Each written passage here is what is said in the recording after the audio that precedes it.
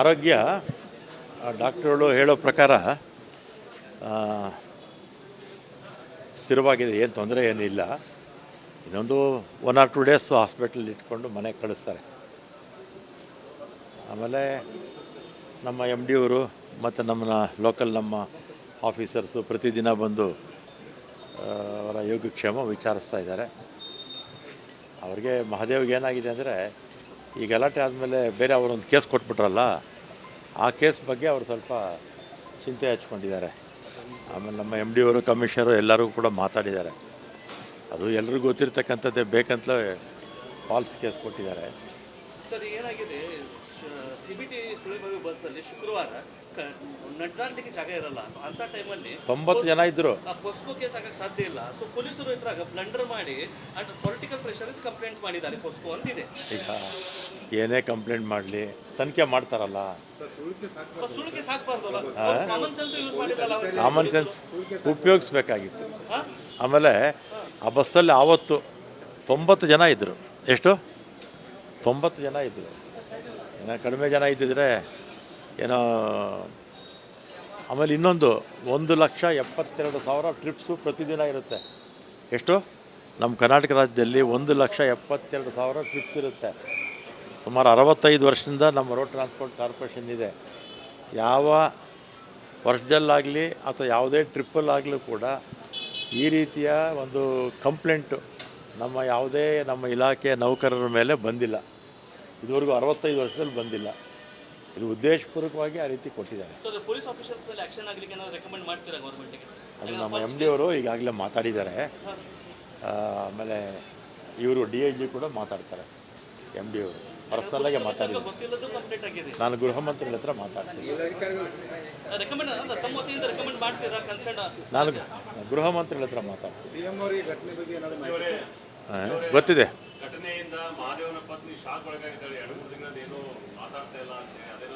ನನಗೆ ಮಾಹಿತಿ ಇಲ್ಲ, ಕೇಳಿ ತಿಳ್ಕೊಂಡು ಹೇಳ್ತೀನಿ. ಮಹಾದೇವ ಹೇಳಿದಾನೆ, ಆ ಹುಡುಗಿ ವಯಸ್ಸು ತಮ್ಮ ಮಗಳಿದ್ದಾಳೆ, ಮಾಡ್ಲಿಕ್ಕೆ ಸಾಧ್ಯ ಇಲ್ಲ.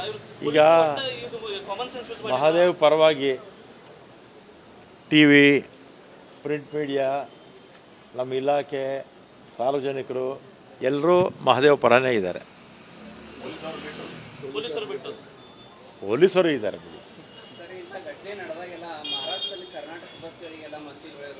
ಈಗ ಒಂದೇನಾಯಿತು, ಚಿತ್ರದುರ್ಗದಲ್ಲಿ ನಮ್ಮವರು ಅವ್ರ ಬಸ್ಸಿಗೆ ಒಂದು ಮಸಿ ಬೆಳೆದ್ರು. ನೆಕ್ಸ್ಟ್ ಡೇ ಏನು ಮಾಡಿದ್ರು, ಅವರು ಅಲ್ಲಿ ಮಸಿ ಬೆಳೆದ್ರು. ಅದರಿಂದ ಬಸ್ಸುಗಳಿಗೆ ಮಸಿ ಬೆಳೆಯೋದ್ರಲ್ಲಿ ಅರ್ಥ ಇಲ್ಲ ಅಲ್ವಾ? ಒಂದು ನಿಮಿಷ, ನಮ್ಮ ಬಸ್ಗೆ ಅವ್ರ ಮಸಿ ಬೆಳೀತಾರೆ, ಅವ್ರ ಬಸ್ಗೆ ನಾವು ಮಸಿ ಬೆಳಿತೀವಿ. ನಷ್ಟ 2 ರಾಜ್ಯಕ್ಕಾಗುತ್ತೆ. ಈಗ 2 ರಾಜ್ಯಕ್ಕೆ ಬಸ್ಸುಗಳು ನಿಂತು ಹೋಗಿರೋದ್ರಿಂದ ನಮಗೂ ಸಾರ್ವಜನಿಕರಿಗೂ ಅನಾನುಕೂಲ. ಆಮೇಲೆ ಸಾರಿಗೆ ಸಂಸ್ಥೆಗಳು ಕೂಡ ನಷ್ಟ ಆಗುತ್ತೆ ಅಲ್ವಾ? ಇದೊಂದು ಕ್ಷುಲ್ಲಕ ಒಂದು ಕಾರಣ ಅಂತಲೇ ಹೇಳ್ಬೋದಾ ವಿಚಾರ. ಈ ವಿಚಾರಕ್ಕೆ ತಪ್ಪು ಯಾರು ಮಾಡಿದ್ರೋ ಅವ್ರ ಮೇಲೆ ಪೊಲೀಸು ಕ್ರಮ ತಗೊಂಡಿದ್ದಾರೆ, ಕಸ್ಟಡಿಗೂ ಕಳಿಸಿದ್ದಾರೆ ಅಲ್ವಾ? ಅದಕ್ಕೆ ಒಂದು ನಿಮಿಷ, ಶಿವಸೇನೆ ಅಂತ ಒಂದು ಪಕ್ಷ ಈ ಥರದ ವ್ಯಕ್ತಿಗಳಿಗೆ ಸಪೋರ್ಟ್ ಮಾಡಬಾರ್ದು.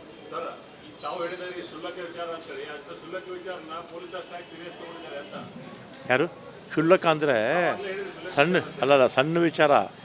ಇದನ್ನು ಏನು ಶಿವಸೇನೆ ಅಂತ ಪಕ್ಷಗಳು ಸೀರಿಯಸ್ ಆಗಿ ತಗೋಬಾರ್ದು ಅಂತ ಹೇಳ್ತಿರೋದು. ಈಗ ಅವನು ಹಲ್ಲೆ ಮಾಡ್ದ ಅಲ್ವಾ, ಹಲ್ಲೆ ಮಾಡಿದವ್ರ ಮೇಲೆ ಪೊಲೀಸ್ ಕ್ರಮ ತೊಗೊಂಡಿದ್ದಾರೆ. ತೊಗೊಂಡಿರೋದು ಯಾರ ಮೇಲೆ? ನಮ್ಮ ಸರ್ಕಾರಿ ನೌಕರರ ಮೇಲೆ. ಅವರು ಮಹಾರಾಷ್ಟ್ರ ಇರ್ಬೋದು, ಆಂಧ್ರ ಇರ್ಬೋದು, ಅಥವಾ ಕರ್ನಾಟಕ ಇರ್ಬೋದು, ತಮಿಳ್ನಾಡು ಇರ್ಬೋದು. ಕ್ರಮ ತಗೊಂಡಿದ್ದು ಸರಿ ಇದೆ ಪೊಲೀಸ್ನವರು ಅಲ್ವಾ? ಅಂಥ ವಿಚಾರಕ್ಕೆ ಶಿವಸೇನೆ ಬರಬಾರ್ದಿತ್ತು. ರಾಜ್ಯದಲ್ಲಿ ಬಸಿ ಬೆಳೆದವರಿಗೆ ಕೇಸ್ ಆಗುತ್ತೆ, ಅರೆಸ್ಟ್ ಮಾಡ್ತಾರೆ. ಮಹಾರಾಷ್ಟ್ರದಲ್ಲಿ ನಮ್ಮ ಕಂಡಕ್ಟರ್ ಮೇಲೆ ಹಲ್ಲೆ ಆಗುವಂತದ್ದು ಸಂದರ್ಭಗಳು ಬರ್ತಾ ಇದ್ದಾವೆ. ಒಂದು ಕೇಸ್ ಆಗ್ತಾ ಇಲ್ಲ ಸರ್. ಕಂಡಕ್ಟರ್ ಇದು ಮಹಾದೇವ್ ಪರವಾಗಿ ಮಹಾರಾಷ್ಟ್ರದಲ್ಲಿ ಏನು ನಡೀತಾ ಇದೆಯೋ ನನಗೆ ಗೊತ್ತಿಲ್ಲ. ನೋಡಪ್ಪ, ನಾವಂತೂ ನಮ್ಮ ಇಲಾಖೆ ನೌಕರ ಮಹಾದೇವ್ ಪರ ನಾವೆಲ್ಲ ಇದೀವಿ. ಮಹಾರಾಷ್ಟ್ರದ ಮನೆ ರಾತ್ರಿ ಏನಾಗಿದೆ, ವಾಯುವ್ಯ ಕರ್ನಾಟಕ ಮತ್ತು ಈಶಾನ್ಯ ಕರ್ನಾಟಕ, ಕಲ್ಯಾಣ ಕರ್ನಾಟಕ ಭಾಗದ 2 ಬಸ್ಗಳ ತಡೆದು ನಡು ರಸ್ತೆ ತಡೆದು ಅವರಿಗೆ ಡ್ರೈವರ್ ಕೆಳಗಿಳಿಸಿದ್ದಾರೆ ಸರ್. ಮರಾಠಿ ಭಾರತ ಅಂತ ಪ್ರಶ್ನೆ ಮಾಡಿರ್ತಕ್ಕಂಥದ್ದು, ಬೋರ್ಡನ್ನು ಒಡೆದು ಹಾಕಿರ್ತಕ್ಕಂಥದ್ದು ತಪ್ಪದು. ಈ ಥರ ಅವರು ಈ ರೀತಿ ಆ ಥರದ ಮೇಲೆ ಮಹಾರಾಷ್ಟ್ರ ಸರ್ಕಾರ ಕ್ರಮ ತಗೋಬೇಕು. ಆಮೇಲೆ ಸೌಹಾರ್ದತೆ ಇರಬೇಕಲ್ಲ. ಯಾವುದೋ ಒಂದು ಸಣ್ಣ ವಿಚಾರಕ್ಕೆ ಮಹಾರಾಷ್ಟ್ರ ಅಥವಾ ಅಕ್ಕಪಕ್ಕದ ರಾಜ್ಯಗಳ ಜೊತೆ ಸೌಹಾರ್ದತೆ ಕೆಡಿಸ್ಕೊಳ್ಳೋಕ್ಕಾಗುತ್ತಾ ನಾವು? ಈಗ ತಪ್ಪು ಮಾಡಿದವ್ರ ಮೇಲೆ ತೊಗೊಂಡ್ರೆ ಅವರು ಕ್ರಮ, ಪೊಲೀಸ್ ತೊಗೊಂಡಿರ್ತಕ್ಕಂಥ ಕ್ರಮ ಸರಿ ಇದೆ ಅಂತ ಮಹಾರಾಷ್ಟ್ರದವರು, ಶಿವಸೇನೆಯವರು ಸುಮ್ಮನೆ ಇದ್ಬಿಟ್ಟಿದ್ರೆ ಇದೆಲ್ಲ ಆಗ್ತಿರಲಿಲ್ಲ. ಸರ್, ಇಲ್ಲಿ MES ದವರು ಕಾಂಗ್ರೆಸ್ ಬೆಂಬಲದಿಂದನೇ ಈಗ ಇನ್ಸ್ಟಿಗೇಟ್ ಮಾಡ್ತಾ ಇದ್ದಾರೆ. ಅವರು ಹೋದ ಎಲೆಕ್ಷನ್ಗಳಲ್ಲಿ ನಿಮ್ಗೆ ಬೆಂಬಲಕ್ಕೆ ನಿಂತಿದ್ರು MES ದವರು. ಈಗ ಅವರೇ ಇದಕ್ಕೆ ಇನ್ಸ್ಟಿಗೇಟ್ ಮಾಡ್ತಾ ಇದ್ದಾರೆ ಜನರಿಗೆ. ಅದು ವೈಲೆನ್ಸ್ ಆಗಿದ್ದು, ಕಂಡಕ್ಟರ್ ಮೇಲೆ ಆಗಿದ್ದು ಅಟ್ಯಾಕ್ ಜಸ್ಟಿಫೈ ಮಾಡ್ಕೋತಾ ಇದ್ದಾರೆ. ವಿಡಿಯೋ ಸ್ಟೇಟ್ಮೆಂಟ್ ರಿಲೀಸ್ ಮಾಡಿ MES ಲೀಡರ್ಸ್ ಇಲ್ಲಿ ಲೋಕಲ್ ಅವ್ರು ನಿಮ್ಮ ಕಾಂಗ್ರೆಸ್ ಬೆಂಬಲಿಗರವರು ಅವರ ಕೊಡಿ, ಅವ್ರ ಮೇಲೆ ಕೇಸ್ ಹಾಕ್ಸೋಣ. ಆ ಥರ ಈ ರೀತಿ ಗೂಂಡಾಗಿರಿ ಇರಿ ಒಂದು ನಿಮಿಷ ಗೂಂಡಾಗಿರಿ ಮಾಡೋ ಅಂಥವ್ರ ಮೇಲೆ ಗೂಂಡಾಗಿರಿ ಮಾಡ್ತಾ ಇರಲ್ಲ, ಅವ್ರು ಯಾರನ್ನ ಬೆಂಬಲ ಕೊಟ್ಟರೆ ಅವ್ರ ಮೇಲೂ ಕೂಡ ಪೊಲೀಸ್ ಕ್ರಮ ತಗೊಳ್ತಾರೆ. ಕೊಡಿ, ನೀವೇ ಕೊಡಿ, ಮಾಧ್ಯಮದವರೇ ಕೊಡಿ. ಇಲ್ಲಾಂದರೆ ಸುವಮೋಟೋ ಕೊಡಿ, ನನಗೆ ಕಳಿಸಿ, ನಾನೇ ಹೇಳ್ತೀನಿ. ಈಗ ನಾನು ಹೇಳಿದೇನು ಗೊತ್ತಾ, ನೀವು ಈಗ ಒಂದು ನಿಮಿಷ ಇರಿ, ನಿಮಗೆ ನನಗೆ ಮಾಹಿತಿ ಇಲ್ಲ, ನೀವು ಈಗ ಕೊಡ್ತಾ ಇದ್ದೀರಾ, ನನಗೆ ಕೊಡಿ, ನಾನೇ ರೆಫರ್ ಮಾಡ್ತೀನಿ. ಸರ್ ನಿಮ್ಮ ಅಧಿಕಾರಿಗಳಿಗೆ ಮಾಹಿತಿ ಇರಂಗಿಲ್ಲ, ನಿಮ್ಗೆ ಎಲ್ಲಿ ಮಾಹಿತಿ ಕೊಡ್ತಾರೆ ಸರ್ ಅವರು? ನೀವು ಕೊಡಿ. ಅಲ್ಲ, ಈಗ ನಾವು ಅದನ್ನೇ ಕೇಳ್ತಾ ಇರೋದು. ನೀವು ಕೊಡಿ, ಈಗ ನಿಮ್ಗೆ ಗೊತ್ತಿತ್ತಲ್ಲ, ನೀವು ಕೊಡಿ, ನಾನೇ ಮಾತಾಡ್ತೀನಿ ಕಮಿಷನರ್ಗೆ. ಶನಿವಾರದಿಂದ MES ಲೀಡರ್ಸ್ ಇನ್ಸ್ಟಿಗೇಟ್ ಮಾಡಿದ್ದು ವಿಡಿಯೋಸ್ಗಳು ಹರಡ್ತಾ ಇದ್ದಾವೆ ಇಲ್ಲ ಸೋಷಿಯಲ್ ಮೀಡಿಯಾದಲ್ಲಿ. ಇಬ್ಬರು MES ಲೀಡರ್ಸ್ ತಮ್ಮ ಕಾಂಗ್ರೆಸ್ ಬೆಂಬಲಿಗರು ಅವರು ನನಗೆ ಕಳಿಸಿ, ನಾನೇ ಪೊಲೀಸ್ಗೆ ಹೇಳ್ಬಿಟ್ಟು ಕ್ರಮ ತಗೊಳ್ಳೋಕೆ ಹೇಳ್ತೀನಿ.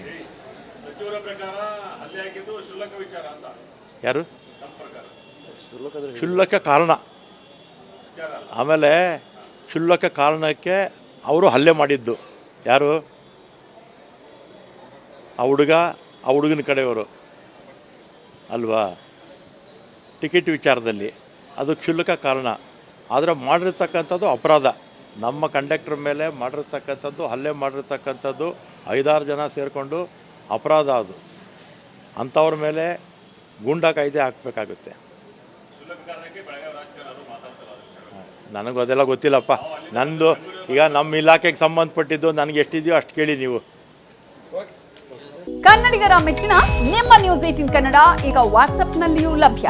ಕರ್ನಾಟಕ ಮತ್ತು ದೇಶ ವಿದೇಶದ 360 ಡಿಗ್ರಿ ಸುದ್ದಿ ವಿವರವನ್ನ ನೀವು ನಿಮ್ಮ ಕೈ ಬೆರಳುಗಳಲ್ಲಿಯೇ ಪಡೆಯೋದಿಕ್ಕೆ ಈ QR ಕೋಡ್ ಅನ್ನ ಸ್ಕ್ಯಾನ್ ಮಾಡಿ. ನಮ್ಮ ಚಾನೆಲ್ ಅನ್ನ ಫಾಲೋ ಮಾಡಿ, ನೋಟಿಫಿಕೇಶನ್ ಆನ್ ಮಾಡಿ.